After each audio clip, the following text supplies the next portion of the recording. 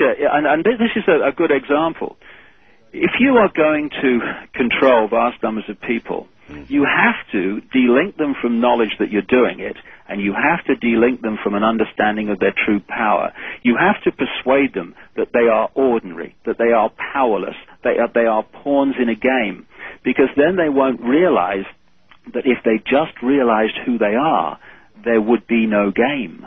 One of the techniques, there are many techniques that you can pick up if you follow these bloodlines across the century, right into the modern world, of how people are mass manipulated by techniques that just go on being repeated and repeated and repeated.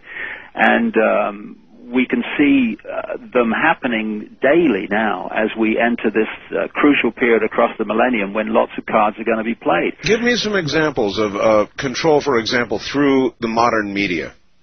Well, let me outline the most powerful, the most used, and the most effective. And I think this actually will apply very much to some of the UFO stuff that's going on. Sure. It's a technique that I've called in my books problem, reaction, solution. You start with something you want to introduce. Say you want to give more power to the police, you want to have more power to stop and search, more power to tap phones, or you want politicians to have more power to bring in a certain policy. Sure. You know that if you introduce that policy honestly and say, right, we're going to do this, there would be a mass reaction because people would say, excuse me, over here, that's a fascist state you're trying to introduce here. We're not having this. Yeah, what about our Bill of Rights? So what you do is you create a problem. It could be a terrorist bomb. It could, like Oklahoma, it could be a run on a currency, a government collapse, Y2K, whatever. And you create a problem. People then react to that problem, and you encourage them through the media to say, this can't go on. Something must be done. What are they going to do about it? And at that point, they, who have covertly created the problem but got someone else to be blamed for it, glean that reaction, do something, then openly offer the solutions to the problems they have themselves created. Problem, reaction, solution.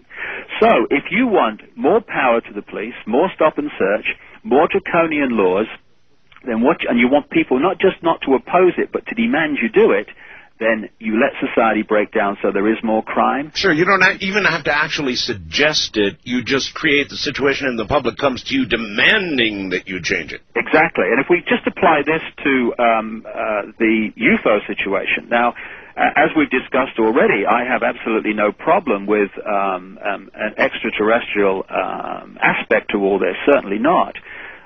But what I would say is the, quote, aliens aren't coming. They've been here for thousands of years working through these bloodlines and through other means. And when you look at the way that the human consciousness is being prepared, you first of all look through Hollywood. Hollywood's one of the great homes of mind conditioning. Wherever I go in the world, the Hollywood films are playing, the Hollywood videos are available, all over the world. And then you look at things, the patterns that are emerging. You look at Independence Day, made by 20th Century Fox, owned by Rupert Murdoch, who is owned by this brotherhood. You look at Alien Resurrection, made by 20th Century Fox, owned by Rupert Murdoch, who is owned by this brotherhood. You look at X-Files, which is made by Fox Television, which is owned by Rupert Murdoch, who is owned by this brotherhood. And if you're looking at problem, reaction, solution in regard to this extraterrestrial situation, then look back at the report from Iron Mountain, which was produced between 63 and 66, a report with 15 experts in various fields asked to produce ways of centralizing power and controlling the population without further recourse to global wars. All right, David, hold it there. We're at the top of the hour. When we get back, I'm going to ask you about me, because I've got the largest program on radio dealing with this kind of thing, and I wonder if I'm part of it. Certainly there's been plenty of accusation about that, and at times I've wondered, could I be a pawn? Independence Day, the X-Files, and he stopped just short of me. In a moment, we're going to ask about me. I've ever told my audience this, but my lineage my family lineage can actually be traced back to my family my family came over on the Mayflower. It was one of the original families. Now, having said that, I'm going to read David a fax, and then we're going to see where we are here. The fax comes from British Columbia. We're heard throughout the Americas, and this is BC. Comes from Corey. Art, I need you to ask David a question. I met David in Aruba at a summer conference in June. Were you in Aruba in June, David? Mm-hmm. He goes on, David was signing his books at his table with many around him. I had a chance to ask him if he'd ever heard of Art Bell and why he'd never been on your program. He told me the only reason he'd never been invited on your program was because you, Art Bell, are a 33rd degree Mason and would not want to be exposed on national radio. My question for David is whether he still believes you are a part of the higher elite Masons. Maybe you have this bloodline. David? Well, I have absolutely no evidence that you're a 33rd degree Freemason, so I wouldn't suggest that you're a 33rd degree Freemason. If you're asking me about your show, I think it's... Did you give that answer to this man? Do you recall that? Well, I have no evidence that you're a 33rd degree Freemason, so why would I say that? I take it you're not a Freemason. Well, I'm frequently asked if I am, and I get so sick of the question. I'm asked if I'm CIA, NSA, and all the rest of it. I just say, sure. And that seems to stop them cold. And they don't know what to do, and they don't know what to say, and it stops them, and that's the easiest way to do it. Denial seems to go nowhere. It just reinforces their preconception of what I was. So I've given up answering no. I just say sure. Right. Well, in terms of programs like this or any other, it's very important that anyone listening to these shows, including listening to what I say, filter the information and ask themselves whether it feels right to them. Ask themselves a question that I filter information with all the time, which is who benefits? Who benefits from me from believing this?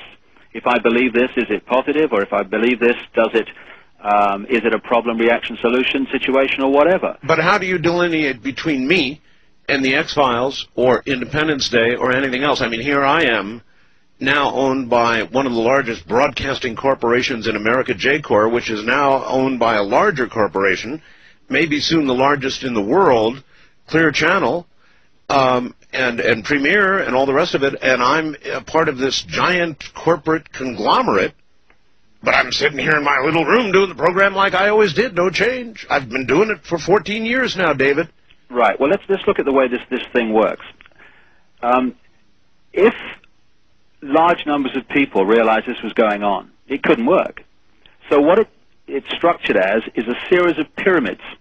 If you think of pyramids as like Russian dolls, one inside another, a bank is a pyramid. Most people working for a bank, you meet them across the counter every day. Mm-hmm. They're just going in, they're earning a living, and then they're going home. And they're just thinking about their families. They've not got a clue what they're part of.